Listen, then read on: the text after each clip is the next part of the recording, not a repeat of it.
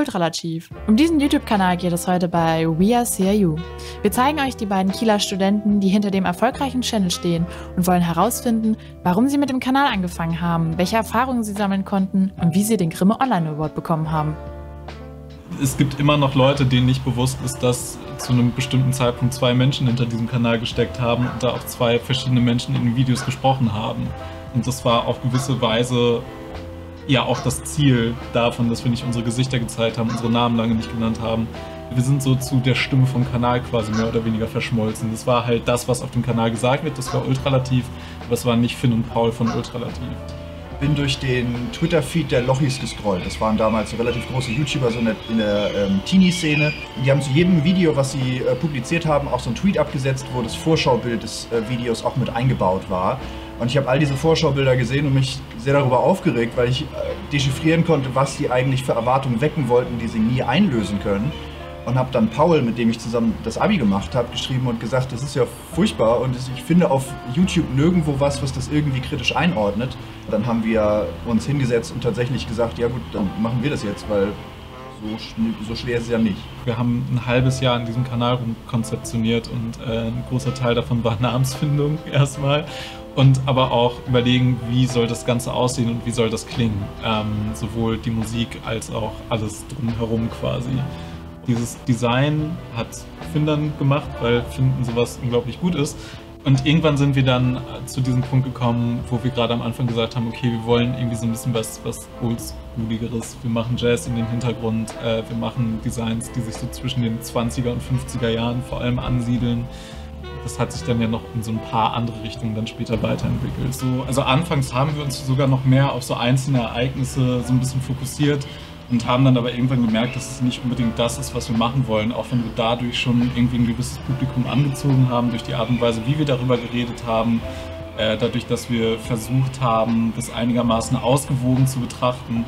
Und irgendwann sind wir dann eher dazu übergegangen, zu sagen, okay, wir wollen uns mehr mit den großen Mechanismen hinter diesen ganzen Geschehnissen beschäftigen. Das war dann auch gerade durch dein Studium irgendwie ziemlich stark geprägt, aber auch durch mein Studium. Dadurch ist dann so ein bisschen unsere eigene Art, mit YouTube umzugehen und diese Szene zu betrachten, entstanden. Der Kanal ist maßgeblich dadurch entstanden, gewachsen und konzeptioniert worden durch die Inhalte, die wir durch unser Studium vermittelt bekommen haben, weil wir halt gerade so in der Phase waren, wo das langsam losging und wo so langsam die Inhalte auf uns einprasselten, sodass wir auch die Möglichkeit hatten, diese Thesen aus der Medienwissenschaft oder der Soziologie anzuwenden, die tatsächlich auch anerkannt sind. Und das hat sich, glaube ich, auch schon dadurch eine Menge von anderen Kanälen, die so in dieser YouTube-kritischen Szene waren, abgespalten. Das mit der Nominierung vom Grimme Online Award war ganz witzig, weil ich da irgendwie total müde aus der Uni gekommen bin, mich aufs Bett gelegt habe, erstmal geschlafen habe und dann auf mein Handy geguckt habe und gesehen habe, okay, neue Mail vom Grimme-Institut, die wollen, dass ich da mal anrufe. Und ich hatte ein knappes halbes Jahr ein Jahr vorher einmal ein Interview mit denen gemacht für ein Forschungsprojekt von denen und dachte mir, okay, geht es irgendwie darum und habe dann sehr, sehr müde da angerufen und mir wurde dann gesagt, ja, schön, dass Sie anrufen, herzlichen Glückwunsch, Sie sind für den Grimme Online Award nominiert. Und ich war dann plötzlich sehr wach. Die Preisverleihung selbst war insofern großartig, weil wir haben diesen Preis dann auch bekommen. Und das war einerseits großartig, aber darüber hinaus war mein absolutes Idol Hazel Brugger, die Laudatorin von uns und sozusagen die Preispatin von unserem Preis. Und ich hätte mir, glaube ich, in diesem Moment keine bessere Person vorstellen können, die mir diesen Preis überreicht. Und das hat sich schon ein bisschen unwirklich angefühlt. Es war vor allem auch so, wir wussten vorher nicht, also es war wirklich eine geheime Preisverleihung, das heißt, wir wussten vorher nicht, ob wir gewinnen oder nicht. Und sind beide ehrlich gesagt nicht so richtig davon ausgegangen, die längste Zeit, weil es halt so war, die anderen Projekte in unserer Kategorie vor allem waren irgendwie Projekte vom WDR und so weiter, wo große Redaktionen irgendwie dahinter standen. Wir waren da, glaube ich, wirklich mit Abstand das kleinste Projekt, wo halt einfach so 2 Menschen da rumsitzen und neben dem Studium noch einen YouTube-Kanal machen. Dementsprechend war das irgendwie ein sehr überraschender, aber natürlich auch großartiger Moment, als es dann plötzlich hieß, dass wir diesen Preis gewonnen haben. Also ich glaube, es ist absolut illusorisch, beim Start eines Kanals davon auszugehen, dass man irgendwann Geld damit verdient, weil allein die Chance, in irgendeiner Form in den Bereich zu kommen, wo man tatsächlich auch von YouTube ausgezahlt wird, da muss man, glaube ich, $70 pro Monat verdienen, damit man überhaupt das Geld kriegt. Und das ist schon so unrealistisch, dass es, glaube ich, die falsche Herangehensweise wäre, da zu sagen, okay, wir machen jetzt einen Kanal mit dem Ziel, Geld damit zu verdienen.